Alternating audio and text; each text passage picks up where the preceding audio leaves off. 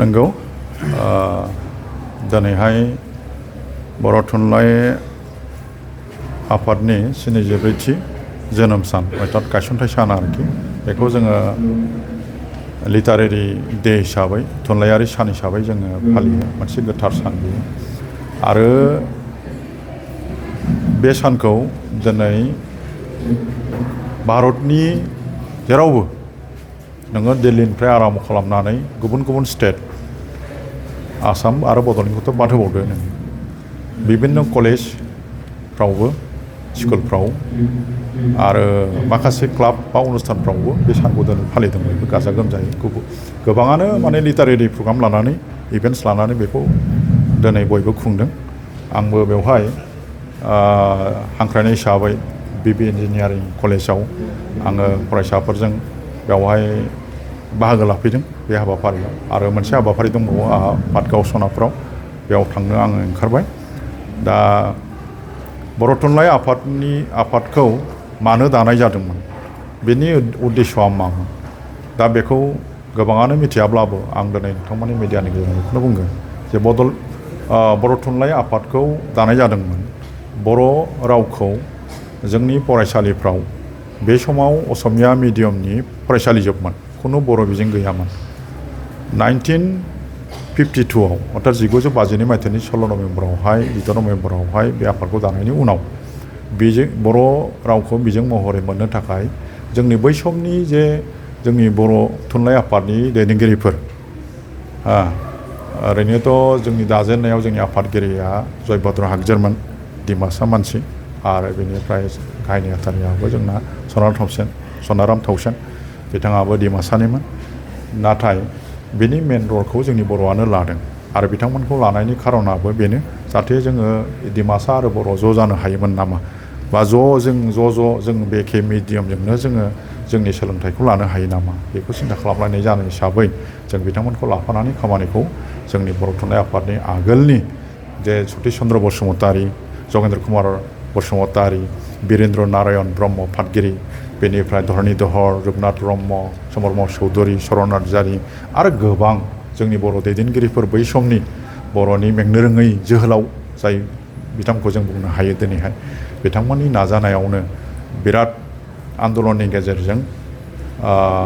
1963 मायथाइनि मे दानाव जोङो बेखौ बिजों महरै मोननो हाबाय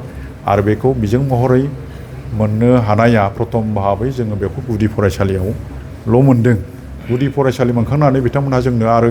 गोजौ फरायसालियाव जोंनो फरायनो होआखै बेवहाय बर' थुनलाइ आफादा गोबां मानसिफोरजों बुंजादों जे जोंनि गथ'फोरखौ नोंसोर मानो बिदि खालामदों गुदि फरायसालियाव पास जाबाय दा गेजेर फरायसालियाव गोजौ फरायसालियाव फरायनो मोनाबा जोंनि फिसाफ्रा हालुवा जाजोबसिगोन बागोन नोंसोर जोंनि फिसाखौ मानो बिदि खालामो जों बेबादिबो बुंजादों आरोखि दा बेवहाय जोंनि दैदेनगिरिफ्राबो जिरायनाया थायाखैमोन माने गोबां खस्थ'नि गेजेरजों आरो मुभमेन्ट खालामबावनानै सोमावसारबावनानै गोजौ फरायसालियावबो जों मोननो हाबाय दिनै फैनानै 1976 मायथाइयाव फार्स्ट बेच मेट्रिक ओंखारबाय प्रथम भाबै दतमा आरो क'क्राझार ओनसोलनिफ्राय ओंखारबाय आरो उनावसो बे चिरां बिजनि आरो सानजाहा बाक्सा थाक्सा बिदि जाहैदों आरोखि दा बिनि उनाव जों नुबाय माने बर' बिजों फरायनानै गामिफ्राव गोबां फोरोंगिरिफोर मोनबाय बर' बिजों फरायनानै बर' बिजोंनि फरायसालियावनो मास्टार साख्रि मोनबाय बेनिफ्राय जोंनि इक'नमिक जे पजिसन बे पजिसना दावगादों बेनिफ्राय बिथांमोननि फिसाफ्रा आरो मोजांसिन फरायबावनानै सोरबा डाक्टार सोरबा इन्जिनियार सोरबा अफिसार बिदि जालाहैबाय बेवहाय जोंहा बर' बिजोंखौ लानानै बिराद मोनसे गेइन जादों आरोखि माने मोजां मोनसे डेभेलपमेन्ट माने जौगाखांनाय जोंनि बर' हारिनि गेजेराव फैदों दा दिनै फैयै आरो बे बर' बिजोंखौनो जोङो आरो 11-12आव 2024 जों मोनबाय जों लानो हाबाय दा सोलिगासिनो दङ मोनसे डिपार्टमेन्टआव आर्ट्सआव जों मोनबाय दा उनावहाय जोङो गुबुनखौ सिन्था खालामगोन साइन्स आरो कमार्सखौ जों उनाव सिन्था खालामगोन बेनि थाखाय जोङो मिटिंफ्राव सावरायो लाजाया बे उननि खोथा आरो बिनिफ्राय जोङो बेखौ ग्रेजुवेलि जोङो आरो डिग्रियाव लायबावनायनि बाथ्रा दं बेखौबो जों लासै लांगोन हाखु दाखुब्ला हयथ' जोंनाव गोरोन्थिबो थानो हागौ दा बर' थुनलाइ आफादनि जे उद्देश्य लानानै आफादखौ दानाय जादोंमोन आंनि साननायाव बे आफादखौ दानायनि थांखिया दिनैसिम माने फुलफिल जाबाय आरोखि नोंथांमोना नाय 2003नि जे BLT एकर्ड BTC एकर्ड जायाखैमोन 2003आव बिनिफ्राय जोङो बेखौ HCDL सोनो हानाय जाबाय नङा होमबा HCDL मोननाय लोगो लोगो जोंनि बर' रावखौ रक्षणाबेक्षण होनो थाखाय दिनै इन्डियान गभर्नमेन्टआनो बेखौ माने सेफगार्ड होनानै दिनै बर' भाषाखौ फोथांनायनि लामाखौ बिथांमोनानो होगासिनो दं आरो साहित्य एकाडेमिखौ जोङो बै समनिफ्रायनो 2003नि उनाव 2005निफ्रायनो 24आव माबा जाबाय 24नि सेलेक्शनखौ फैसाव माबायाव मा होनो सारियाव सेलेक्शन जाबाय 2005आव जोङो साहित्य एकाडेमिखौ मोनग्रोदों दिनैसिम बर'फोरनि गेजेरनिफ्राय 18 जनसो 18 सासो जोंना साहित्य एकाडेमि बान्था मोननाय मानसिफोर ओंखारबाय आरोमा दा बेखिनिखौ आं नोंथांमोननि मिडियानि गेजेरजों रायजो राजानो बुंबाय गतिके बर' बिजोंखौ लानानै जोंनि रायजो राजाफ्रा सिन्था खालामनो नाङा दिनै आं क'क्राझाराव नुदों मोजां मोजां व्यक्ति अफिसारफोरनि फिसाफ्रा बर' बिजों फरायगासिनो दङ आरो आं बेवहाय लोगो मोनदों UN एकाडेमिनिफ्राय गोबांथार फरायसाफोर बेवहाय इन्जिनियार फरायगासिनो दङ बे जोंनि थाखाय मोनसे रंजाथाव बाथ्रा आरोखि दा क'क्राझारखौ थेंक इउ होनांगोन गोदोबो रिक्स लानायाव जे बिजों फरायजेननाय मानसिफ्रा जोंनि क'क्राझार जिल्लानिनोमोन आरोखि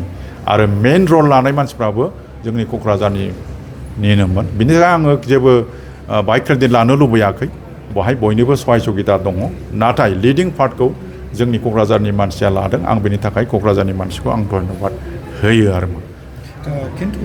बानाननि जेंना दासिमबो सोलिगासिनो दं बिसेसकय लिरगिरिफोरनि गेजेरावनो जे सोदोबफ्रा बा आखार सिखारफ्रा गोरोबलायैखौ बुजिबाय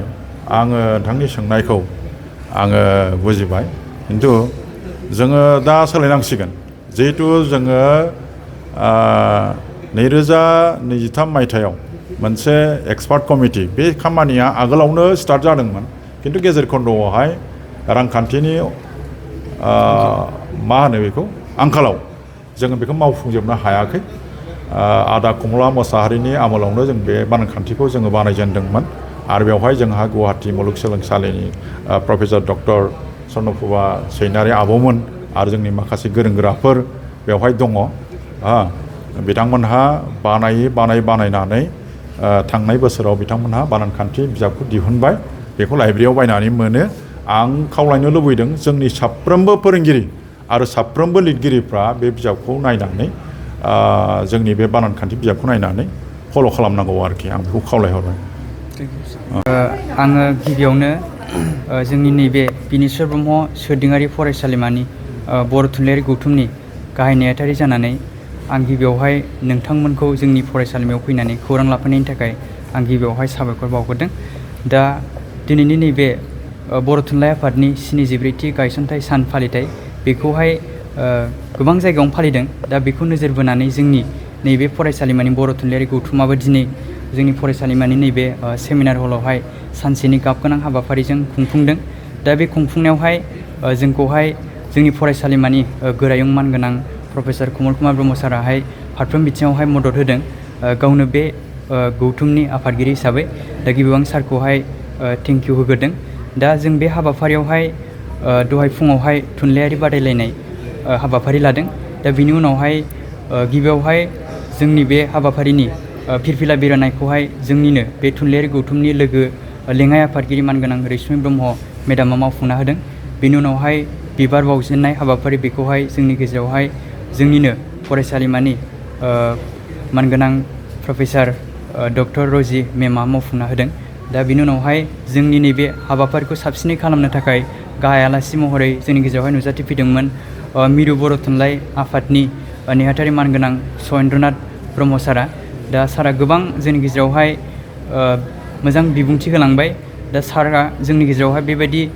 हाबाफारियाव बाहागो लाफैनानै जोंखौहाय थुलुंगाखां होफैनायनि थाखाय सारनिसिमबो आं नैबे समावहाय गाहाय नेहाथारि जानानै थेंक इउ बावहरदों गोजोन्थों